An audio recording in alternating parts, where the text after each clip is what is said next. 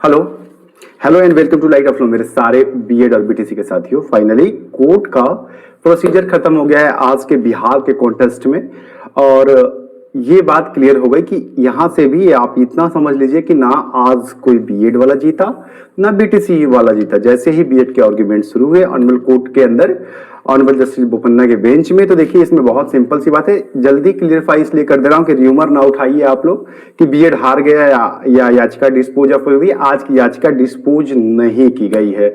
जी हाँ, तो ये जो मिथ फैलाया जा रहा है कि याचिका डिस्पोज ऑफ हो गई, ऐसा कुछ भी नहीं हुआ है। कुछ नए ग्राउंड्स इंडक्ट कर दिए गए थे बिहार के बीएड के अभ्यर्थियों कॉन्टेस्ट में। मैंने आपको बताया कि 6 फेज का मामला उसमें उठाया गया है कि अगर सेम एलिजिबिलिटी के ऊपर 6 फेज के अंदर अगर टीचर्स की नियुक्ति हो गई है और वो बीएड वाले लगभग 15-16 हजार जो लोग हैं वो टीचिंग करा रहे हैं, तो यहाँ पर हमें क्यों नहीं मौका मिलेगा। सेम राइट टू इक्वलिटी का आर्टिकल 14 को किया गया। इन तमाम चीजों को लेने से पहले जैसे ही आर्गुमेंट शुरू हुआ, ऑनरेबल बेंच ने कहा कि हमने आपको पहले से ही बताया है कि इस केस को जो है बेहतर तरीके से जल्दी सुनवाई के लिए आपको इस केस को जो है ऑनरेबल जस्टिस अनिरुद्ध बोस की बेंच में लिस्ट कराना होगा। फिर ये मेरे टेबल पे कैसे आ गया? इस पे कहा गया कि सर ये सेम केस नहीं है, ये केस जो है वो बीएड वर्सेस बीटीसी का वो जो केस था उस दिन ही डिस्पोज करके विड्रॉल कर लिया गया था। ये नया केस है और ये फ्रेश केस है। इस पे ऑनरेबल कोर्ट ने ये कहा कि फ्रेश केस है तो भी आप इसे जो है वहां पे लिस्टेड करवा लीजिए ऑनरेबल जस्टिस अनिरुद्ध बोस के बेंच में, क्योंकि उसमें दो चीजें हैं।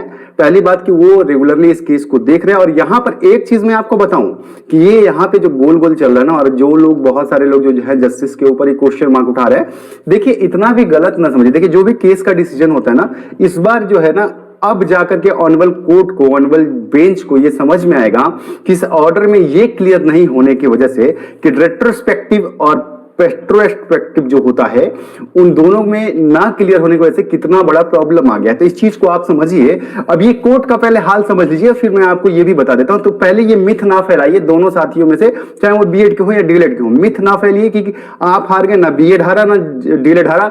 केस को सीधा सीधा उठा करके ऑनरेबल जस्टिस अनिरुद्ध बोस की बेंच में ट्रांसफर कर देंगे। अब वहां सुनवाई होगी, और यहां पर एक जो डर का माहौल बन गया कि वो अब तो बॉस की बेंच में चला गया ऑनरेबल जस्टिस के, तो अब तो बस बीएड हार ही जाएगा।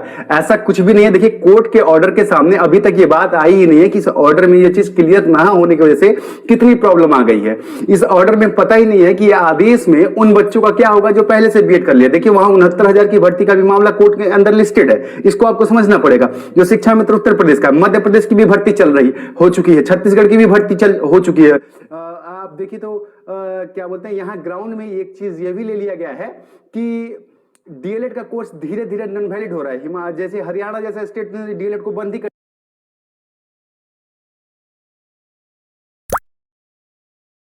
दिया पूरी तरह से। एनसीटी की सीधी सीधी बात यह है कि अब हम नया बीएड कोर्स ही लॉन्च करेंगे जो पूरी तरीके से हर 1-2 लेकर के 1 से लेकर 12 तक के लिए लागू होगा। ये तमाम ग्राउंड्स इस केस में। तो अब ये केस उस तरीके का नहीं है कि एकदम जाएगा और सीधा सीधा बीएड बाहर होके आ जाएगा। पहली बात तो ये है।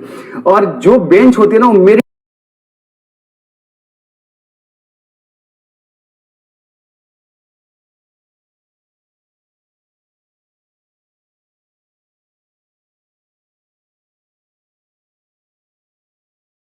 मेरिट के ऊपर डिसाइड करते हैं। यहां पर अब ऑनरेबल कोर्ट को यह पता चलेगा कि इस ऑर्डर में यह क्लियर नहीं है कि आदेश कब से लागू होगा, जिसकी वजह से कितनी बड़ी भर्ती, कितना बड़ा पिंडोरा बॉक्स खुल गया इस जजमेंट की वजह से। इस बात को आप लोग नोटिस कीजिए कि हर राज्य से बीएड को बाहर करने की याचिका जा रही है।